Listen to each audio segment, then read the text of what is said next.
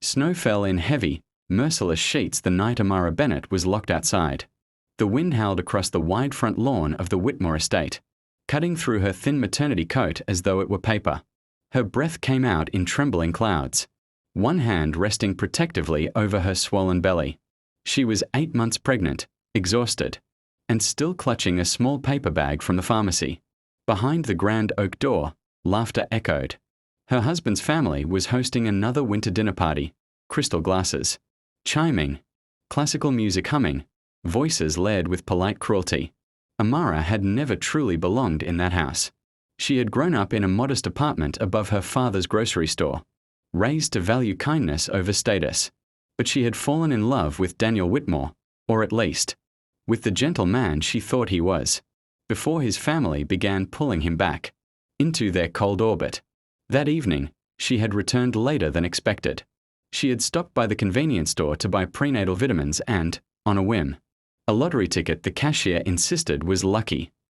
She had almost refused. She never gambled.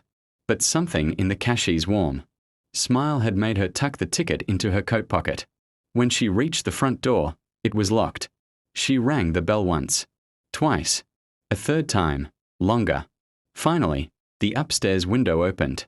Her mother-in-law, Eleanor Whitmore, leaned out slightly, her diamond earrings glittering under the porch lights. "Oh, you're back." Eleanor called down, her tone feigning surprise. "We assumed you'd decided to stay with your simpler friends tonight." Amara swallowed. "The door is locked." "Yes," Eleanor replied smoothly. "It is." The window shut. Amara stood frozen, not just from the temperature. Her fingers trembled as she tried the handle again. Locked. She knocked. Harder now. "Daniel!" She cried. There was movement inside, shadows crossing the hallway. She saw her husband's silhouette pause near the door. For a second, one fragile second, she thought he would open it. Instead, the hallway light switched off. The message was clear. They didn't want her inside. They had never truly accepted her. Not her background, not her soft-spoken nature, not the fact that Daniel had married her without consulting them. They believed she had trapped him with pregnancy. They whispered that she wanted their money. And now, they were punishing her. The wind grew sharper. Snow clung to her eyelashes. The baby kicked suddenly, hard enough to make her gasp. "I'm here," she whispered to her child. "Mama's here." Her phone battery had died earlier. The nearest neighbor was half a mile down the road. Her boots were thin. Her body ached. Minutes passed. Then more. Her knees weakened. She lowered herself slowly onto the porch bench, wrapping her arms around her belly. Tears slipped down her cheeks, freezing almost instantly. Inside the house, music rose louder, as if they had turned it up to drown her out. The cold began creeping into her bones, heavy and dangerous. Her breathing became shallow.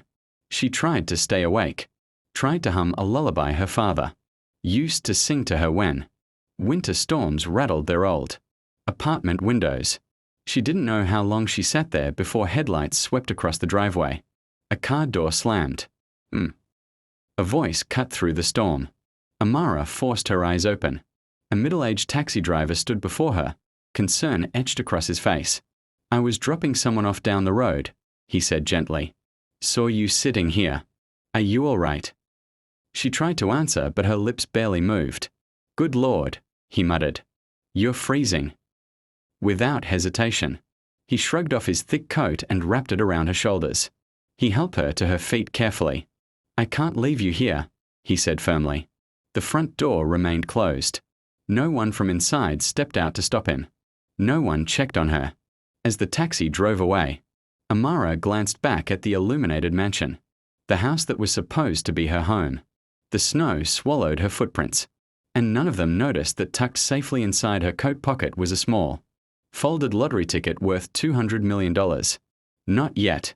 The taxi driver's name was Samuel Ortiz. He didn't ask questions during the ride. He simply turned the heater to its highest setting and drove straight to the nearest hospital. Amara drifted in and out of consciousness, clutching her belly. The baby was still moving, thank God. At the emergency entrance, nurses rushed her inside. Hypothermia.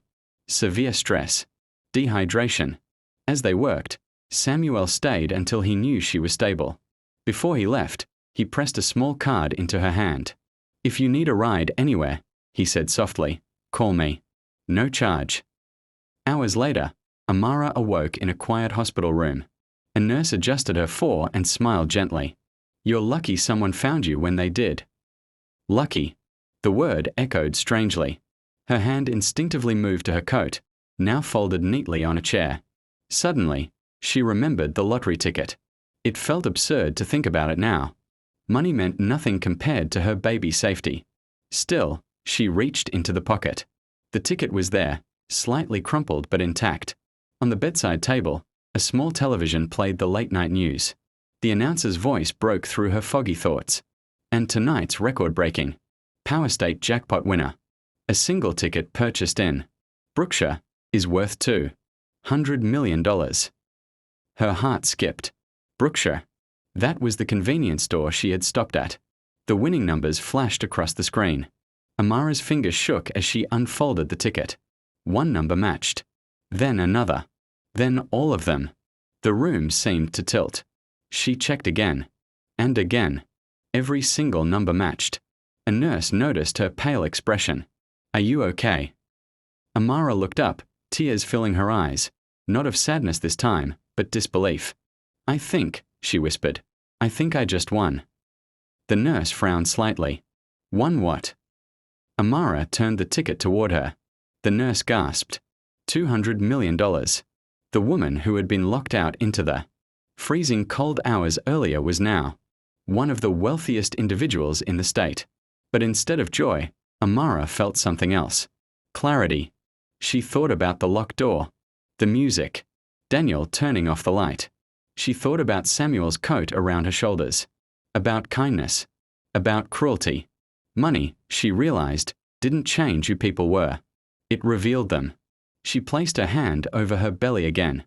"This changes everything," she whispered to her child.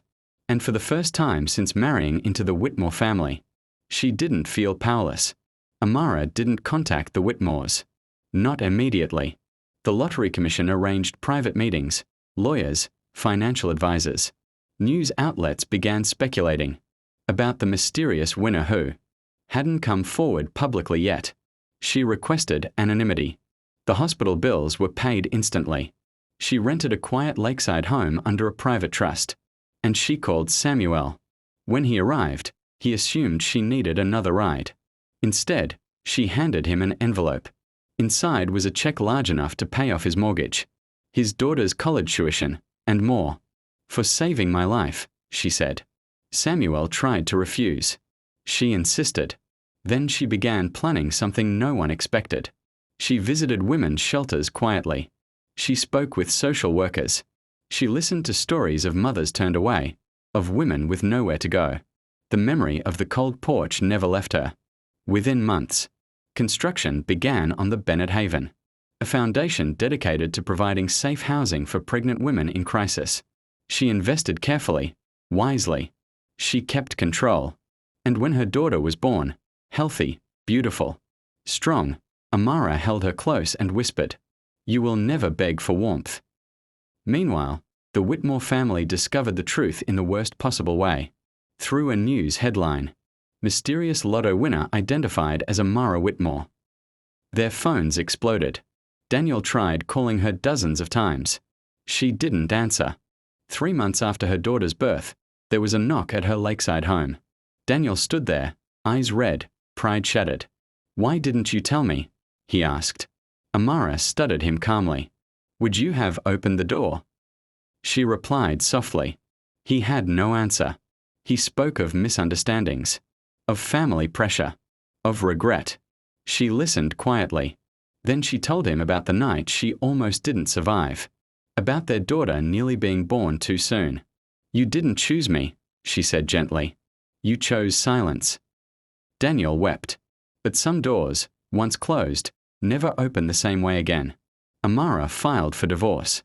She ensured he would have visitation rights, because her daughter deserved a father if he chose to be one. But she would never again depend on someone who had watched her freeze. Years later, The Bennett Haven expanded nationwide. Thousands of women found safety within its walls. Amara became known, not just as a lottery winner, but as a woman who turned cruelty into compassion. One winter evening, she stood outside the largest shelter building, snow falling gently around her. Her daughter, now 5, held her hand. "Mommy," the little girl asked, "why do we help people?" Amara smiled, kneeling down. "Because once," she said softly, "someone helped us when they didn't have to." She thought of Samuel, of the coat, of the cold porch, of the door that closed, and the door she chose to open instead. Money had given her freedom, but kindness had given her purpose. And in the end, that was the true fortune.